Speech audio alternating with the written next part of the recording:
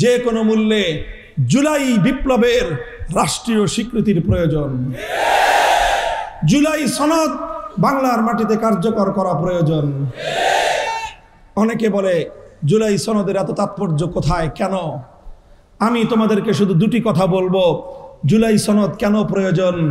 এক নম্বর, বাংলাদেশের ৭১ সাল থেকে ২৪ সাল পর্যন্ত দীর্ঘ ৫৪ বছরের এই দীর্ঘ ইতিহাসে কখনোই ১৯০৫ সাল থেকে ৪৭ সাল পর্যন্ত আমাদের পূর্বপুরুষদের এই জমিন রেজিস্ট্রি করে মালিকানা সূত্রে দখল করবার ইতিহাসকে মাইনাস করা হয়েছিল।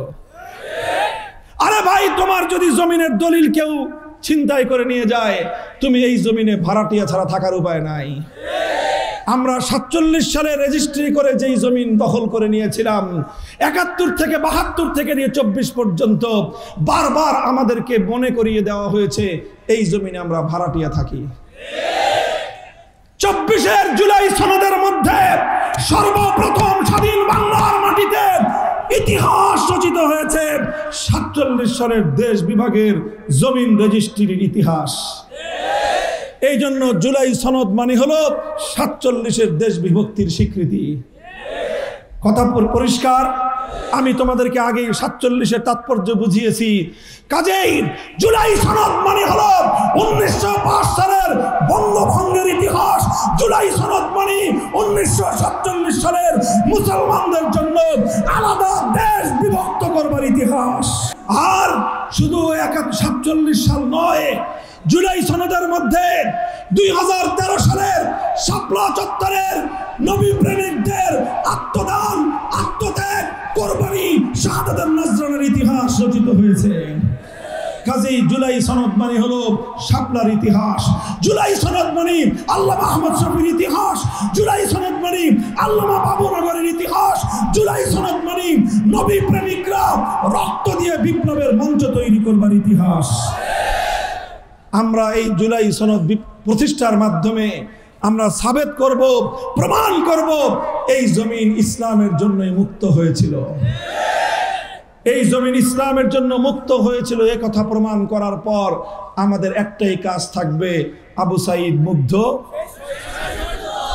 এরপরে আরেকটা যুদ্ধ আমাদেরকে করতে হবে, লড়াইয়ের জন্য প্রস্তুত থাকতে হবে। আমরা বিপ্লব করেছি শাপলা চত্বরে, রক্ত দিয়েছি জুলাই বিপ্লবে, রক্ত দিয়েছি ফ্যাসিবাদ বিরোধী সংগ্রামে, রক্ত দিয়েছি আমরা জুলুমের বিরুদ্ধে লড়াইয়ের রণাঙ্গনে।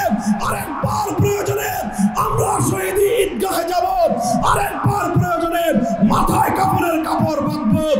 সব রঙের বাংলাদেশ দেখা শেষ। সোনার বাংলাদেশ দেখেছি, নতুন বাংলাদেশ দেখেছি, সবুজ বাংলাদেশ দেখেছি, ডিজিটাল বাংলাদেশ দেখেছি। এবারের বাংলাদেশ হবে ইসলামের বাংলাদেশ। ওলামায়ে কেরাম, রাজনৈতিক আত্মমর্যাদা সম্পন্ন সিদ্ধান্ত নিতে হবে আমাদেরকে।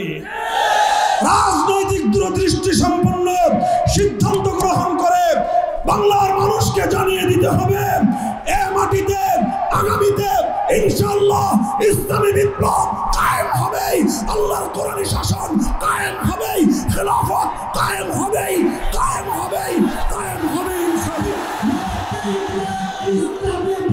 ভাই, এই বিপ্লব শুধু স্লোগান দিয়ে আসবে না। এই বিপ্লব শুধু স্লোগান দিয়ে আসবে না। এই বিপ্লবের জন্য প্রথমে মাথার ঘাম ঝরাতে হবে। শুধু ঘাম ঝরানো মেহনত দিয়ে হবে না, চোখের অশ্রু দিয়ে খোদার ফরিয়াদ চাইতে হবে। শুধু ঘাম আর অশ্রু দিয়ে কোনোদিন বিপ্লব হয় না। অশ্রু আর ঘাম দিতে দিতে শহীদি ঈদগাহ যখন প্রস্তুত হবে, সেই শহীদি ঈদগাহে শাহাদাতের রক্ত দেওয়ার জন্য আল্লাহর কোরআনকে বিজয়ী করে, ইসলামকে বিজয়ী করে একটি সমাজ বিপ্লবের জন্য শহীদি ঈদগাহে যদি শাহাদাতের জন্য জড়ো হতে হয়, মাথায় কাপড়ের কাপড় বেঁধে কারা কারা জড়ো হবে, কারা কারা শহীদি ঈদগাহে ভাই প্রস্তুত থাকবেন তো ইনশাআল্লাহ। এগুলো আমাদের মুখের কথা নয়, এগুলো আল্লাহর নামে আমাদের শপথ, এগুলো অঙ্গীকার। নাসরুম মিনাল্লাহি ওয়া ফাতহুন করিব ওয়া আখিরু দাওয়ানা আলহামদুলিল্লাহি রাব্বিল আলামিন। আসসালামু আলাইকুম ওয়া রাহমাতুল্লাহ।